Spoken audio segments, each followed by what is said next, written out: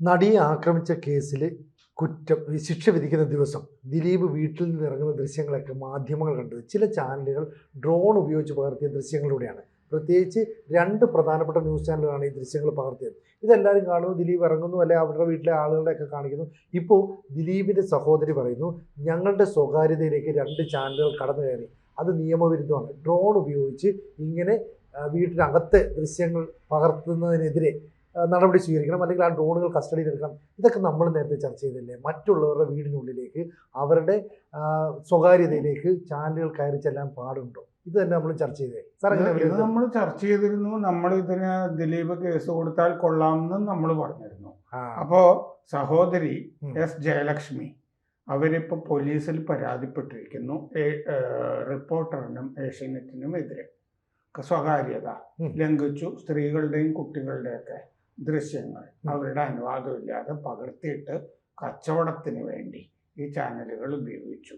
അത് പരിഹരിക്കാനാകാത്ത നഷ്ടമാണ് എന്ന് പരാതിയിൽ പറഞ്ഞിട്ടുണ്ട്. അപ്പൊ ഈ ദിലീപിന്റെ സഹോദരി എസ് ജയലക്ഷ്മി, സഹോദരൻ അനൂപ്, ഇവർ രണ്ടുപേരും പോലീസിൽ പരാതിപ്പെട്ടിട്ടുണ്ട്. അപ്പോൾ ഡ്രോൺ ഉപയോഗിച്ച് കുട്ടികൾ ഉൾപ്പെടെയുള്ളവരുടെ സ്വകാര്യത ലംഘിച്ചിട്ട് നിയമവിരുദ്ധ നിരീക്ഷണം നടത്തി എന്ന് പരാതിയിൽ പറഞ്ഞിട്ടുണ്ട്. ചാനലുകൾ, അതിൻ്റെ മേധാവിമാര്, അതിൻ്റെ പ്രവർത്തകർ, ഇവർക്കൊക്കെ എതിരെ കേസെടുക്കണം എന്ന് പറഞ്ഞിട്ടുണ്ട്. അപ്പോൾ റിപ്പോർട്ടർ, ഏഷ്യാനെറ്റ്, അതിൻ്റെ മേധാവികൾക്ക് എതിരെ ആണ് കേസ് വേണ്ടതെന്ന് പറഞ്ഞിട്ടുണ്ട്. 2020 ഈ കൊല്ലം ഡിസംബർ 8-ാം തീയതി ആണ് ഈ സംഭവം നടന്നത്. അപ്പോൾ ആലുവയിലെ പത്മസരോവരം എന്ന് പറഞ്ഞ വീട്ടിലാണ് ഡ്രോണുകൾ ഉപയോഗിച്ച് ചാനലുകൾ നിരീക്ഷണം നടത്തിയത്. സ്ത്രീകൾ, കുട്ടികൾ എന്നിവരുടെ സ്വകാര്യ ദൃശ്യങ്ങൾ പകർത്തി ഇവര് പ്രചരിപ്പിച്ചു.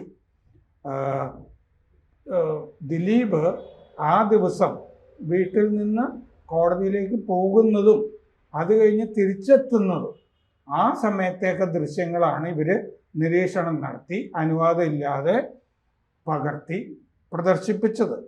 അപ്പോൾ ഇവര് പരാതിയിൽ പറഞ്ഞിരിക്കുന്നത് വീട്ടുപറമ്പിലേക്ക് ഡ്രോണുകൾ അയച്ചു. ഞങ്ങളുടെ, അതായത് സഹോദരി ദിലീപിന്റെ കൂടെ തന്നെയാണ് താമസിക്കുന്നത്. വീട്ടുപറമ്പിലേക്ക് ഇവർ ഡ്രോണുകൾ അയച്ചു.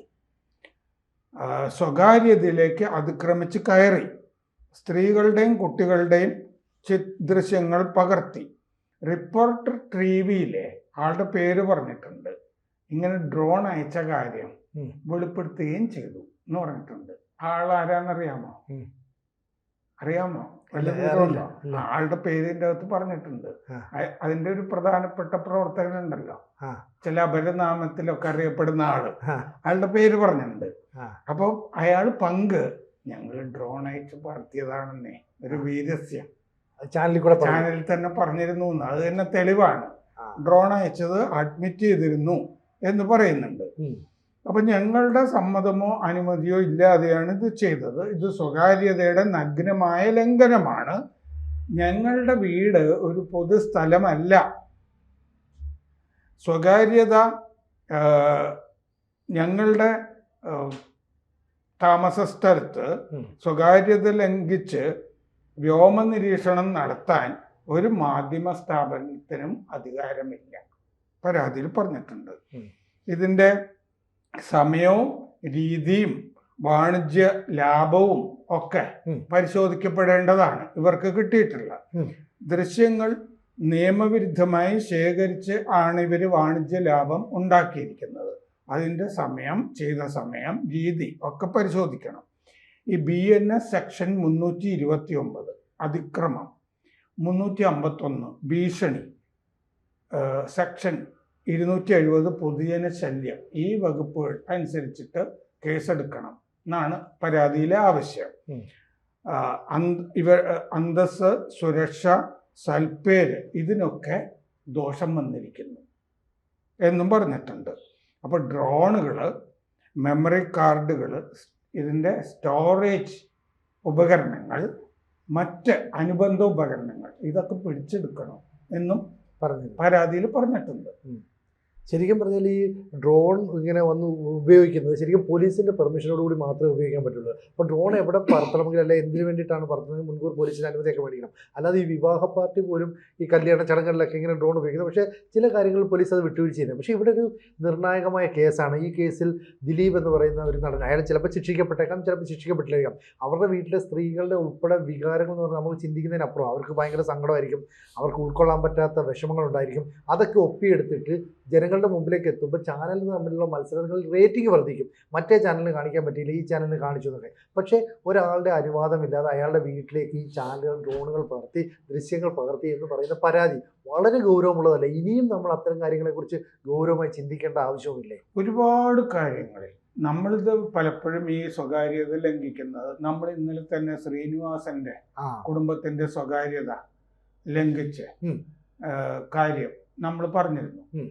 ഇതിനു മുമ്പും സ്വകാര്യത ലംഘിക്കുന്നതൊക്കെ ധാരാളം നമ്മൾ പറഞ്ഞിട്ടുണ്ട്. ഇത് മലയാളത്തിൽ എൻ്റെ ഓർമ്മയിൽ ആദ്യം ഇത്തരം കാര്യങ്ങളൊക്കെ ചർച്ച ചെയ്യുന്നത്, എൻ്റെ ഓർമ്മയിൽ മലയാളത്തിൽ ഇങ്ങനത്തെ കാര്യങ്ങളൊക്കെ ആദ്യം ചർച്ചയാകുന്നത് ഈ ചാനലുകളെ കൊണ്ടുള്ള ദ്രോഹം ആ പത്മ തീർത്ഥക്കുളത്തിൽ, ഇത് പത്മ സരോവരാണ്, അതെ, തിരുവനന്തപുരത്ത് പത്മ തീർത്ഥക്കുളത്തിലെ ഒരു പ്രാന്തൻ ഇല്ലേ, ഒരാളെ കൊല്ലുന്നത്, ആ മുക്കിക്കൊല്ലുന്നതിൻ്റെ ദൃശ്യങ്ങൾ തത്സമയം ഈ തുടക്കം മുതൽ കൊല്ലുന്നത് വരെ ഇങ്ങനെ കാണിച്ചു. ഒരാൾ പോലും ഇത് രക്ഷിക്കാനോ അല്ലെ അതിനെ നിർത്താനോ ഒന്നും അന്ന് ശ്രമിച്ചില്ല. മാത്രമല്ല അന്ന് തത്സമയ സംപ്രേഷണം അധികം ഇല്ലാതിരുന്ന സമയത്താണ്. അപ്പം ജനങ്ങൾക്ക് അത് ഭയങ്കര കൗതുകമായിരുന്നു ഒരാളിങ്ങനെ കാണിക്കുന്നത്. അത് ഒരു ടി വി മാത്രമാണ്, ഒരു സൂര്യ ടി വി ആണ് അത് ചെയ്തത്. അതെ അതെ. പക്ഷെ അത് അപ്പോൾ അതിൽ നിന്ന് ഒരു കാര്യം മനസ്സിലായി, നമ്മുടെ മലയാളികളുടെ മനസ്സെന്ന് പറയുന്നത് ഈ പറയുന്ന ക്രൂരമായ സംഭവങ്ങളൊക്കെ ആസ്വദിക്കാനുള്ള ഒരു ചിന്തയാണ്. ഒരാളെ കൊല്ലുക അല്ലെ ഉപദ്രവിക്കുക, വണ്ടി അപകടം, ഇതൊക്കെ കാണാനുള്ള ഒരു പ്രത്യേക മനോനിലയുണ്ട്. പക്ഷെ എങ്കിലും നമ്മൾ മാറി ചിന്തിക്കേണ്ട സമയം അതിക്രമിച്ചിട്ടില്ലേ? ഇതിൻ്റെ അകത്തുള്ള ഒരു കുഴപ്പം എന്താണെന്നറിയോ, നമ്മൾ ഈ ടെലിവിഷൻ ചാനലുകളുടെ പ്രശ്നം എന്താണെന്ന് വെച്ച് കഴിഞ്ഞാൽ, ഇപ്പം സിനിജി പറഞ്ഞ പോലെ ഒരു ക്രൂരമായ ദൃശ്യം അപ്പോൾ ചിത്രീകരിച്ചു എന്നുള്ളത് മാത്രമല്ല, ഇതിങ്ങനെ റിപ്പീറ്റ് ചെയ്തുകൊണ്ടിരിക്കും, ആവർത്തിച്ചുകൊണ്ടേയിരിക്കും അല്ലേ? അതെ, ഓരോ ന്യൂസ് ബുള്ളറ്റിൻ്റെ ഇടയ്ക്ക് ഓരോ മണിക്കൂർ ഇടവിട്ട് ഇതിങ്ങനെ വന്നുകൊണ്ടിരിക്കും, പറഞ്ഞുകൊണ്ടിരിക്കും. അപ്പോൾ സാധാരണ ജനങ്ങൾക്ക് ഈ കാണാൻ പാടില്ലാത്തതേ കണ്ട് കണ്ട് കണ്ട് ഇതിനോട് വലിയ വിരോധമില്ലാതെ വരുന്ന ഒരു മാനസികാവസ്ഥയിലേക്ക് പ്രേക്ഷകനും പോയി എന്ന് വരാം. മനസ്സ് മരവിച്ചു പോകുന്നൊക്കെ പറയുന്നത്. മനസ്സ് മരവിക്കല്ല, ഒരു ക്രൂരതയിലേക്ക് മനസ്സിനെ പരുവപ്പെടുത്തുന്ന ഒരു പ്രോസസ്സാണ് നടക്കുന്നത്.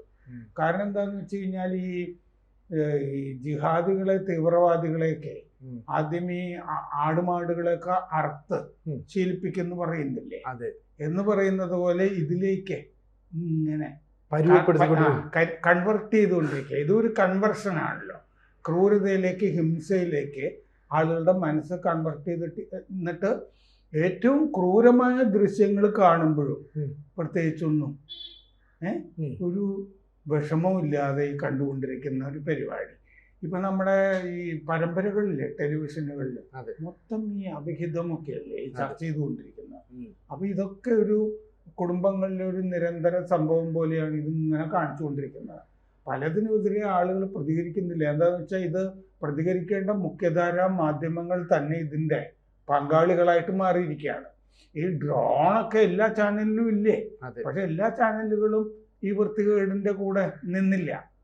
ഇപ്പോൾ റിപ്പോർട്ടർ, മറ്റേ ഏഷ്യാനെറ്റ് എന്നൊക്കെ പറഞ്ഞാൽ ഇവരൊക്കെ ശരിക്കും ഈ മാധ്യമ പ്രവർത്തനം പഠിച്ചിട്ടുണ്ടോ, ഇതിൻ്റെ എത്തിക്സ് പഠിച്ചിട്ടുണ്ടോ എന്നൊക്കെ എനിക്കറിഞ്ഞുകൂടാ. റിപ്പോർട്ടറിലെ പല ആളുകൾ ഇതൊക്കെ ഇതേപ്പറ്റിയൊക്കെ അറിവുള്ള ആളുകളാണോ? ഇപ്പോൾ അവിടുത്തെ ഒരു പ്രധാനപ്പെട്ട പ്രവർത്തകൻ പൊളിറ്റിക്സ് ഇല്ലേ, ഡിഗ്രിയുള്ള ആളാണ്.